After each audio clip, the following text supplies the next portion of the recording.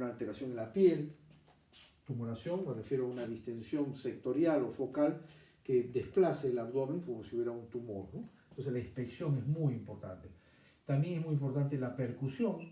Todos sabemos que el abdomen es timpánico, pero a veces cuando hay hemorragias, ¿no? Timpánico sobre todo en hipocondrio derecho y hipocondrio izquierdo, donde está el hígado y el vaso, pero cuando hay una hemorragia, ¿no?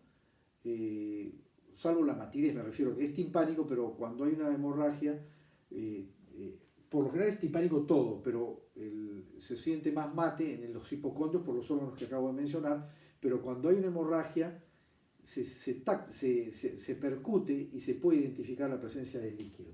Entonces es muy importante. La palpación, sin discusión, tiene mucho que ver, tanto la palpación superficial como profunda, y es importante tener en cuenta en la palpación si es que uno puede detectar síntomas de irritación peritoneales que pueden ocurrir en el caso de un aborto o en el caso de la ruptura de una trompa que produzca en un embarazo ectópico una hemorragia interna, y puede ocurrir que exista en la palpación dolor, signos de irritación peritoneal, o que se pueda palpar irritación peritoneal, o que se pueda palpar algún tumor, como puede ser un mioma, o también no un tumor, sino un útero aumentado de tamaño, no por un mioma, sino por un embarazo. Es decir, que el estado general, el abdomen, son elementos a tener en cuenta, ¿no? No es lo único la parte ginecológica. El tercer elemento, ahora sí, podemos describir, que es la evaluación de los genitales externos. Y en la evaluación de los genitales externos es indudable que hay que hacer una evaluación del vello púbico, si lo hubiera, porque la distribución del vello púbico sabemos que normalmente tiene una característica en el caso de la mujer, ¿no? Con un triángulo con una base superior y el vértice inferior. En cuanto a la distribución pilosa, es importante tener en cuenta las características de los labios mayores, labios menores y clítoris, que no haya ninguna tumoración, o a veces puede haber un desgarro, o una tumoración podría ser un quiste de glándula de Bartolino que está ubicado en los labios mayores. Y otra cosa muy importante, tener en cuenta si hay algún desgarro o un prolapso o un bulto que esté protruyendo por la vulva.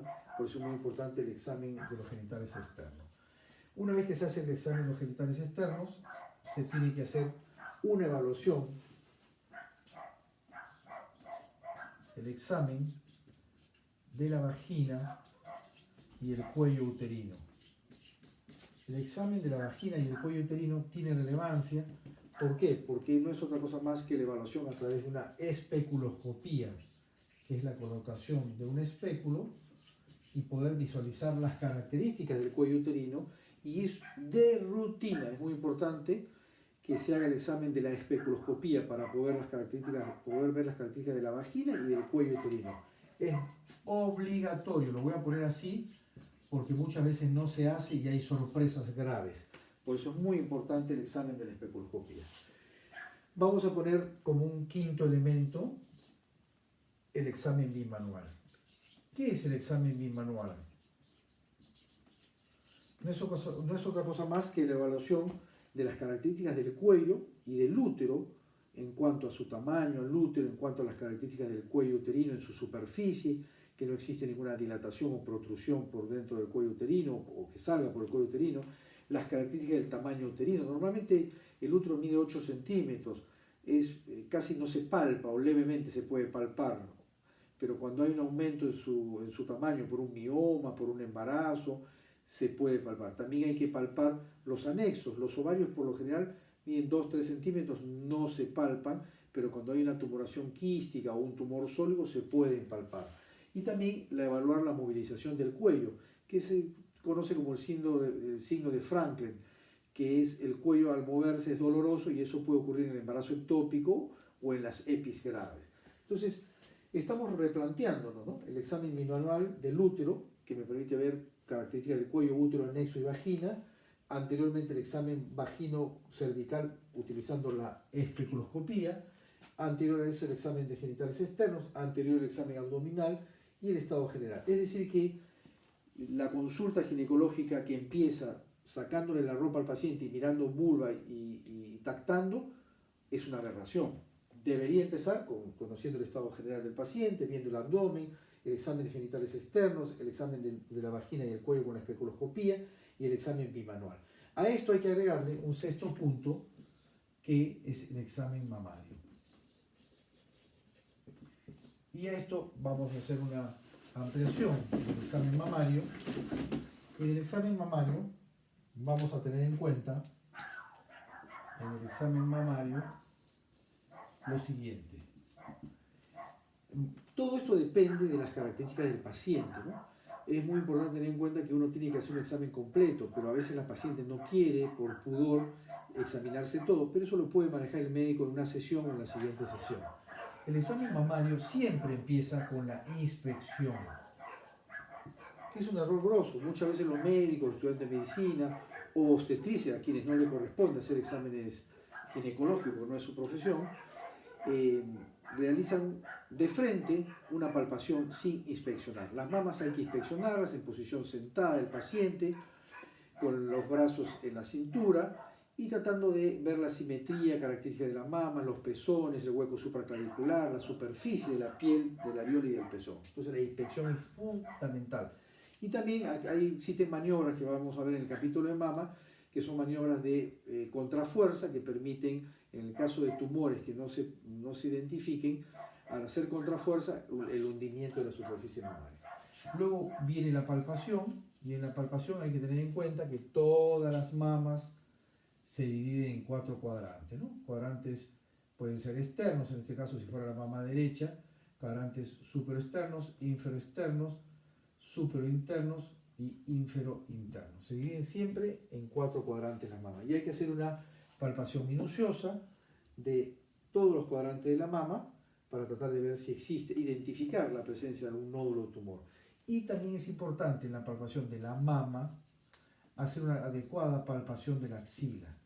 La axila tiene 4 paredes y hay que palpar las 4 paredes, el vértice de la axila y la parte posterior de la inserción del tendón del pectoral mayor, donde a veces están los ganglios inflamados o metastásicos que uno los pueda palpar. Entonces es muy importante tener en cuenta de que la palpación no solo incluye la mama, sino también incluye la axila y también incluye el hueco supraclavicular. Es decir que la mama también es patrimonio de un examen físico ginecológico. Ahora, también hay que evaluar el RAFE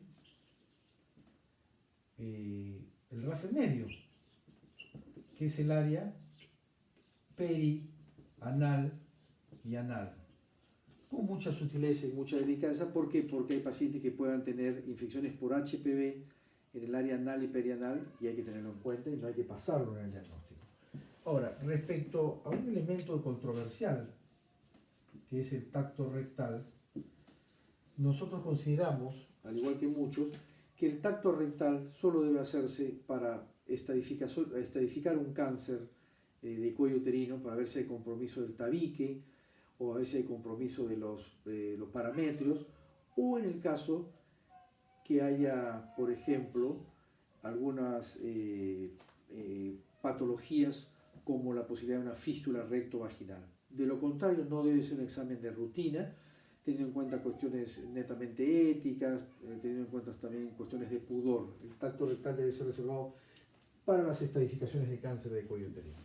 Es decir, que nosotros, si hacemos un análisis global de lo que estamos viendo, analizamos la historia clínica desde la primera etapa, que es los datos generales del paciente, los antecedentes personales del paciente, los antecedentes de los familiares, los antecedentes ginecostéticos del paciente, el examen físico, donde hemos visto que empieza por las características generales del paciente, su estado general, el examen abdominal, el examen de genitales externo, el examen de la especuloscopía, el examen de la mama, el examen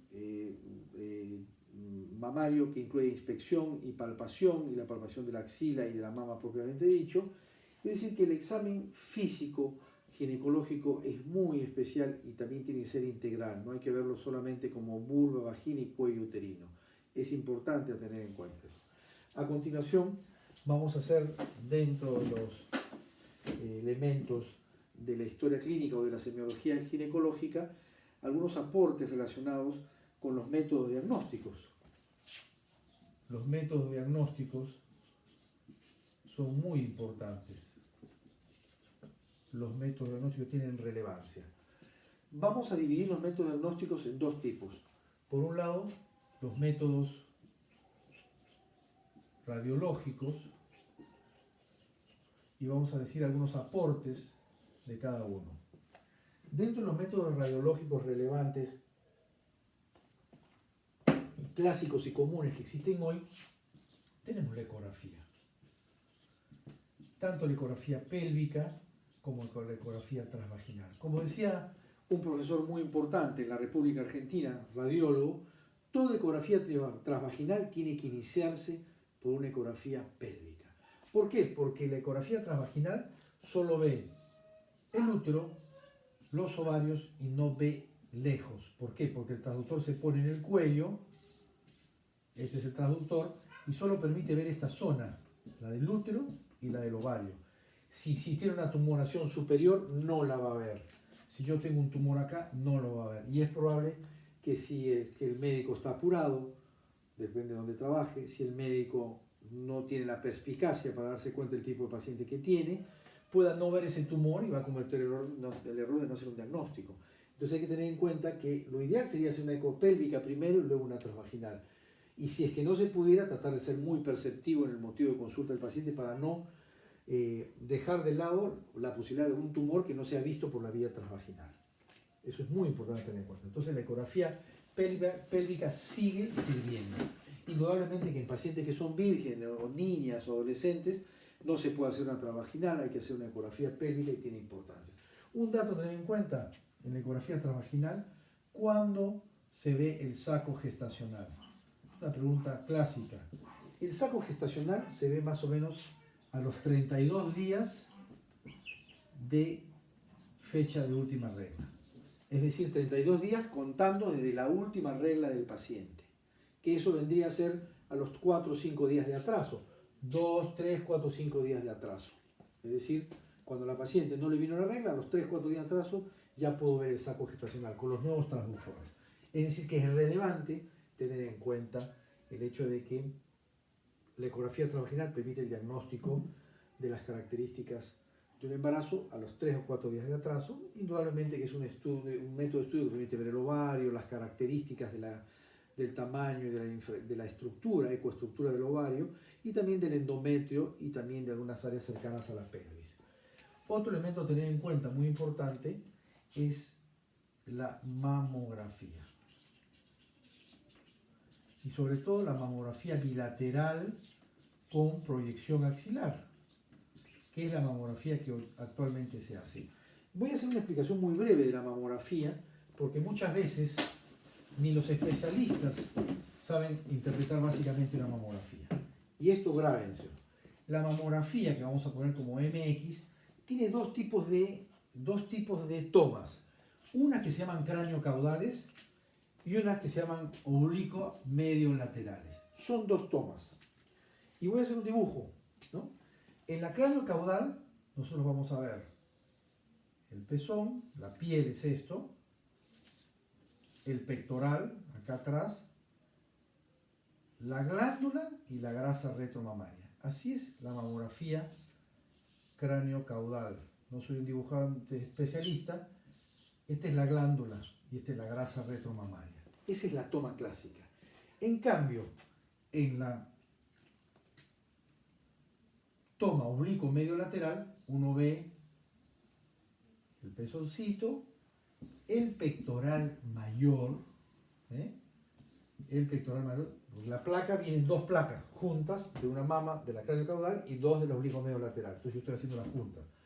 Vamos a ver la glándula y la grasa retromamaria. Pero la clave es que usted va a poder saber que la toma es oblicuo medio lateral. ¿Por qué? Porque va a ver el pectoral mayor, ¿no? Toda placa que tenga estos dos pectorales que se ven como dos líneas fibrosas que van arriba es oblicuo medio lateral. Y las que no tienen el pectoral, pues esto es el músculo ahí, las que no tienen el pectoral son craniocaudales. Y esto es lo que yo voy a ver, la glándula acá, la glándula acá, la glándula acá y la glándula acá. Entonces existen dos tomas, craniocaudal y oblicuo medio lateral. ¿Y cómo sé que es un oblicuo medio lateral? Porque veo los pectorales, los músculos pectorales que van hacia la parte superior. Eso tiene que saber cualquier estudiante o especialista. Un elemento importante tener en cuenta, hoy, de acuerdo a las normas internacionales, se considera que hay que hacer una mamografía en una paciente de screening, o sea, sin factores de riesgo, a partir de los 50 años. Pero si la paciente tiene factores de riesgo, antecedentes heredofamiliares, es antes, ¿no es cierto? El Plan Nacional del Cáncer de este país, del Perú, 50 años. En otro lugar del mundo, a partir de los 40 años también.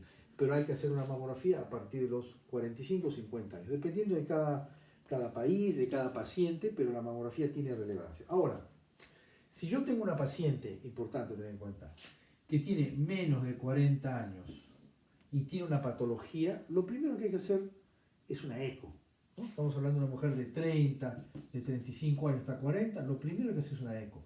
Pero si es una mujer más de 40 años, hay que hacer una mamografía. Estamos cansados de ver nosotros los especialistas, mujeres de 45 años, 47, 50 años, que van a la consulta, primero que la ve un profesional que no le corresponde, la ve un obstetriz, la obstetriz no tiene por qué ver una mama, puede haber embarazos, o la ve un médico clínico, salvo que vive en la sierra o en la selva, alejada de la civilización, puede ver un médico clínico. Y le piden, a los 47 años, le piden una eco. La eco no le sirve, lo que sirve es la mamografía, porque la mamografía permite ver las microcalcificaciones del cáncer inicial. Por eso pido una mamografía, para ver las microcalcificaciones del cáncer inicial. Y yo a los 47 años con una eco no voy a ver las microcalcificaciones. Entonces le estoy haciendo gastar plata, 50, 60, 20, 30 dólares a un paciente sin ningún motivo. Si el paciente tiene más de 40 años, la primera prueba es la mamografía.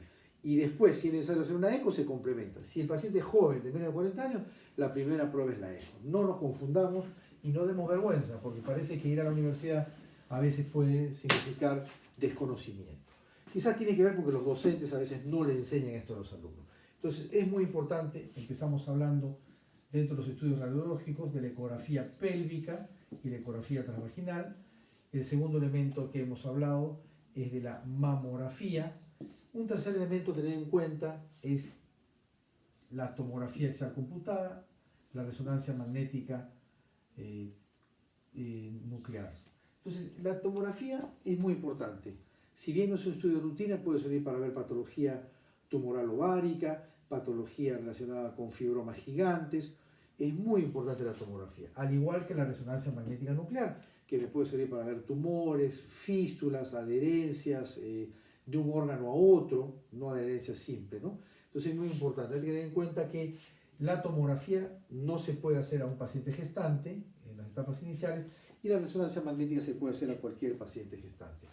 Otro elemento a tener en cuenta que no es frecuente, que es el PET, que es la tomografía por emisión de positrones, que es un estudio básicamente que se utiliza para ver extensión o metástasis de algunos cánceres ginecológicos o de mama, que está basado en la inyección por vía endovenosa de una sustancia radiactiva que va a detectar en la tomografía áreas de gran producción de consumo de glucosa, que es los que tienen las áreas donde tiene un cáncer, desarrollo, en el caso de una metástasis.